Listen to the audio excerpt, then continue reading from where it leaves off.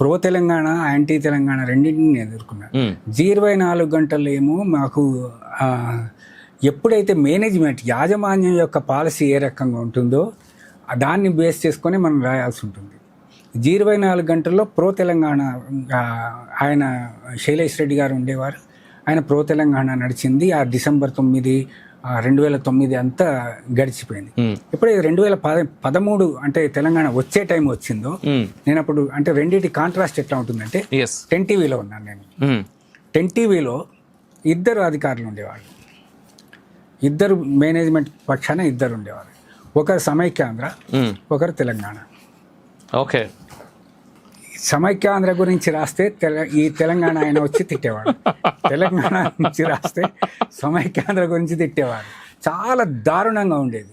చివరికి ఒకసారి ఆ ఛానల్ ఓనర్ తమ్మినేని వీరభద్రం గారు ఉంటుంది, వారిని అడిగాం, అయ్యే మాకు మా సబ్ ఎడిటర్లకి ఏదో ఒక పాలసీ చెప్పండి, మనం సమైక్యాంధ్రన తెలంగాణ ఏమి రాయాలో చెప్పండి, మీరు ఏది రాస్తే అదే మీరు ఏం చెప్తే దాన్ని ఫాలో అవుతాం అంటే ఒకరోజు చాలా పెద్ద మీటింగ్ పెట్టేసి డిస్కషన్ చేసేసి అందరు ఇవే ప్రశ్నలు అడిగితే చివరికి ఆయన కంక్లూజన్ ఏం చెప్పారంటే మనము చిన్న రాష్ట్రాలకు వ్యతిరేకము, తెలంగాణకు వ్యతిరేకం కాదు అని ఒక సందిగ్ధమైన కామెంట్ చేసి వదిలేశారు.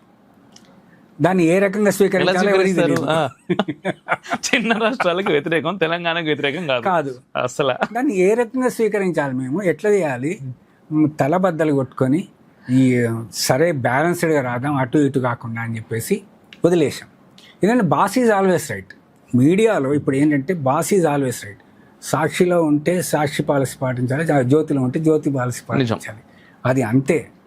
కాబట్టి ఏమి చేయలేని పరిస్థితి. ఆ తెలంగాణ మూమెంట్లో చాలా స్ట్రగుల్ అయ్యాం మేము. ఖచ్చితంగా నేను దేవరహస్యంలోకి వస్తాను. ఎందుకంటే దీనికంటే ముందు ఇంకొకటి అడగాలనిపిస్తుంది.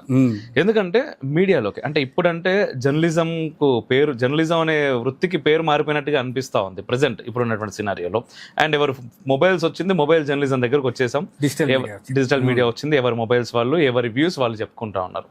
కానీ ఒకప్పటి కాలంలో అంటే ఇంత ఈ మొబైల్ వాట్ ఎవర్ ఈ డిజిటల్ మీడియా ఇంత రాకముందు జర్నలిజం అనే వృత్తిని ఎంతో మంది నిజంగా ఆరాధించేవాళ్ళు.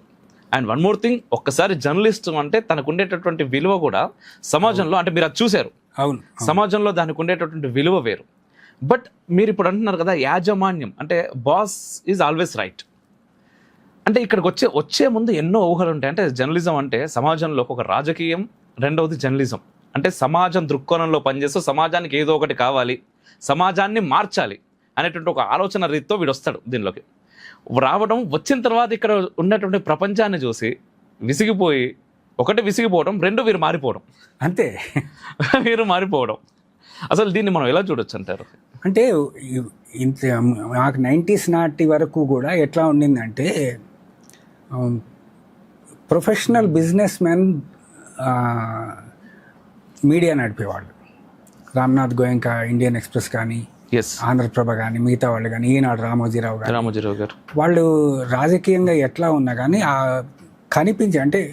కనిపించడంలో మాత్రం ఒక నిష్పాక్షికత కనిపించేది అప్పుడు. ఆ తర్వాత ఏమైపోయిందంటే రాజకీయ పార్టీలు పేపర్లను ఓన్ చేసుకున్నాయి. రాజకీయ పార్టీలు డైరెక్ట్గా పేపర్లను ఓన్ చేసుకున్నాక రాజకీయాలకి మీడియాకి తేడా లేకుండా పోయింది.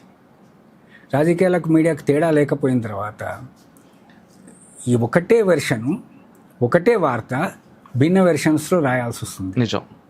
ఈ రీసెంట్గానే ఆంధ్రప్రదేశ్కి సంబంధించిన 2 ఛానల్స్లో ఒకటే వార్త రాత్రి 7 గంటలకు డిస్కషన్స్లో ఇద్దరు ఒకటే సబ్జెక్ట్ మీద తీసుకున్నారు. ఇద్దరు భిన్నమైన వైఖరులు వ్యక్తం చేస్తారు.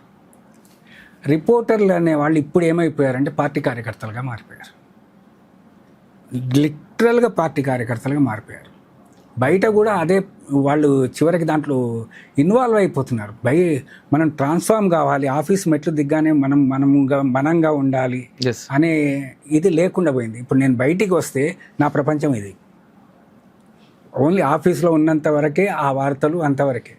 నేను బయటికి వచ్చినంటే నా ప్రపంచమే వేరు, నా దేశము, నా ధర్మము, నా భక్తి, అన్నీ వేరే ఉంటాయి. ఆ రకంగా ఈ డీవియేట్ కాలేకపోతున్నారు ఇప్పుడు. ప్లస్ ఇవాళ జర్నలిజం అనేది ఆల్మోస్ట్ విలువలతో కూడిన జర్నలిజం అనేది చచ్చిపోయింది. కేవలం ఏ పేపర్లో చేరుతున్నామా ఆ పార్టీ వార్తలు రాస్తున్నామా అంతే, ఓపెన్గా. ఈ యాజమాన్యాలు కూడా మొన్న ఒక ఆయన పేపర్ పెట్టి ఆయనకి ఏదో పదవి కావాలని ఒక పేపర్ పెట్టారు. ఓకే. లేకపోతే ఇప్పుడు రేపు 2-3 పేపర్లు రాబోతున్నాయి. ఈ ఎన్నికల ముందు వస్తాయి, ఎన్నికల ముందు సంపాదన చేసుకుంటారు. ఇది ఇట్లా నడుస్తూ ఉంటుంది. జర్నలిస్టులు అక్కడ ఏదో ఎక్కువ జీతం వస్తుందని అయిపోతుంది, ఎన్నికల రిజల్ట్ వచ్చిన తర్వాత వాడి బతుకు నాశనం అయిపోతుంది. ఈ రకంగా ఉంది. దానికి తోడు ఏమైపోయిందంటే ఈ డిజిటల్ మీడియా అనేది మీడియాను సర్వనాశనం చేసింది. ఎందుకంటే ముందు వొకాబులరీ పోయింది, నోటికి వచ్చిన మాటలు, భాష, ఒక స్టాండర్డ్ లాంగ్వేజ్ అనేది ఒకటి ఉంటుంది కదా. ఆ స్టాండర్డ్ లాంగ్వేజ్ అనేది లేకుండా నోటికి ఏది వస్తే అది మాట్లాడి, ఎట్లా పడితే అట్లా మాట్లాడి దాన్ని పూర్తిగా సర్వనాశనం చేసేస్తున్నారు. ఒక పద్ధతి ప్రకారం చేయాలనేది కూడా లేకుండా అయిపోయింది. డిజిటల్ మీడియా చేసిన దానివల్ల ప్రయోజనం కంటే నష్టం ఎక్కువ జరిగింది తెలుగు మీడియాకి. అది నా అభిప్రాయం.